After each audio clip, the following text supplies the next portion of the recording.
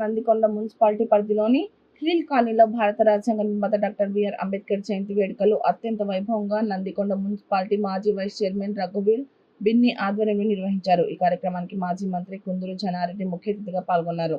అనంతరం అంబేద్కర్ విగ్రహానికి పూలమాలలు వేసి ఘనంగా నివాళులర్పించారు. ఈ సందర్భంగా అంబేద్కర్ ప్రాంగణంలో ఏర్పాటు చేసి మీడియా సమావేశంలో జానారెడ్డి మాట్లాడారు.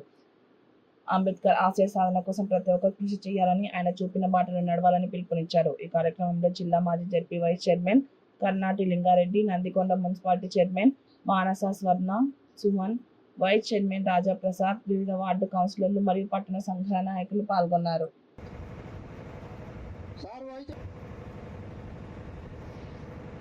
వైస్ చైర్మన్ గారిని, కౌన్సిలర్లని అందరినీ కూడా దండేయాల్సిందిగా కోరుచున్నాం.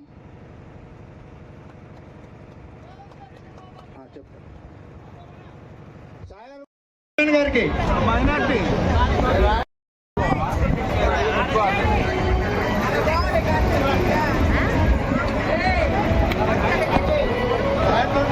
నకరికంటి సైదులు గారు, పాండు గారు, కోదండ గారు, మరి వారి రాదన్నా అన్నా చాచానా వాళ్ళందరినీ కొంచెం దూరంగా పంపి